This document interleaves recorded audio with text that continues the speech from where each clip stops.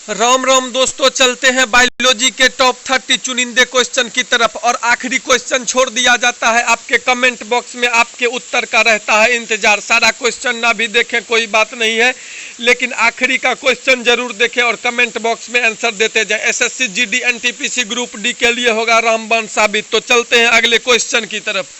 किसी क्षेत्र विशेष में किसी जीव जाति के सारे सदस्यों के जीन बनाते हैं आबादी का, उसको क्या कहते हैं? जीन प्रवाह कहते हैं। उत्परिवर्तनवाद का प्रतिपादन किसने किया था? उत्परिवर्तनवाद का प्रतिपादन जो है वो डिब्रीज ने किया था। एक स्वरागित फसल है। एक स्वरागित फसल किसे कहते हैं? धान को स्वरागित फसल कहते हैं। जर्म प्लाज्म का सिद्धांत किसने दिया था? जर्म प्लाज्म का सिद्धांत जो है वो बिजमैन ने दिया था। ओंकोजीन संबंधित है। ओंकोजीन किससे संबंधित है? वो कर्क रोग से संबंधित है, कैंसर से संबंधित है। तीव्रता एवं प्रयुक्ता के आधार पर निम्नलिखित में से कौन सा कैंसर रोग उत्पन्न कर सकता है तथा उसका उपचार भी करता है? तो इसका आंसर हो जाएगा आयनीय विकिरण। यदि किसी मानवीय रोग विश्व के वृहद क्षेत्र में फैलता है तो उसे क्या कहते हैं? मानवीय रोग जब विश्व के वृहद क्षेत्र में फैल जाता है तो उसको पेंडेमिक कहते हैं। जैसे अभी आप सुना होगा कोविड-19 पेंडेमिक हो गया है। निम्नलिखित में किसका उपयोग रक्त कैंसर के उपचार में किया जाता है? रक्त कैंसर के उपचार में जो है फास्फोरस 32 का इस्तेमाल किया जाता है। इबोला क्या है? इबोला एक प्रकार का जो है वो प्राणघातक विषाणु है। चलते हैं अगले क्वेश्चन की तरफ। मिनी माता व्याधि निम्न धातु की हानिकारक मात्रा के कारण हुई है, तो वह धातु का नाम पारा होता है। इम्यूनोलॉजी का जनक किसको कहते हैं? इम्यूनोलॉजी का जनक जो है वो एडवर्ड जाइनर को कहते हैं। निम्नलिखित रोगों में कौन टाइगर मच्छरों द्वारा संचालित नहीं होता है? टाइगर मच्छरों द्वारा संचालित नहीं होने वाला रोग जापानी एन्सेफेलाइटिस है। कृत्रिम इंसुलिन के आविष्कारक कौन थे? कृत्रिम इंसुलिन के आविष्कारक बैटिंग एंड बेस्ट थे। मनोविश्लेषण पद्धति के प्रतिपादक कौन थे? मनोविश्लेषण पद्धति के प्रतिपादक जो है फ्रायड को कहा जाता है। अष्टांग योग का प्रतिपादन किसने किया था? अष्टांग योग का प्रतिपादन जो है वो महर्षि पतंजलि ने किया था।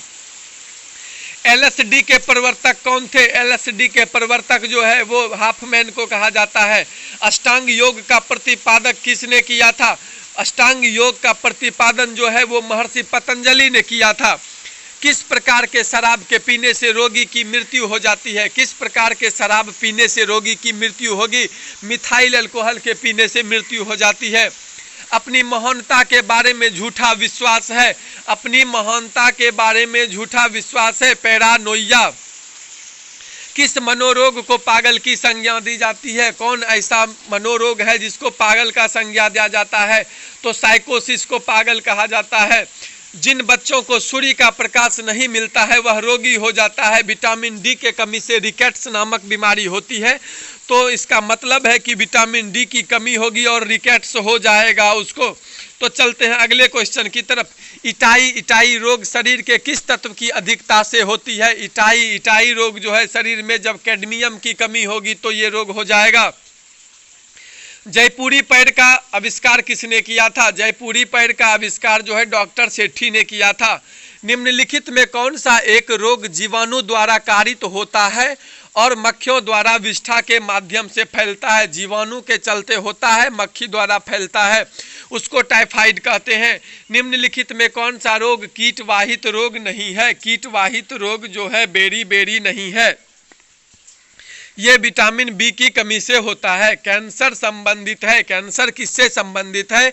तो वो उत्तकों की अनियंत्रित वृद्धि से संबंधित होता है।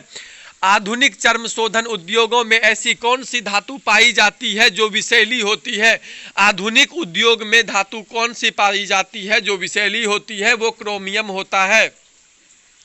स्ट्रांसियम लवण के द्वारा बुनसेन ज्वाला को कौन सा रंग प्रदान किया जाता है? स्ट्रांसियम लवण के द्वारा बुनसेन ज्वाला को किरमिजी लाल जो है दिया जाता है। ताम्र की डिस्क में एक छेद है।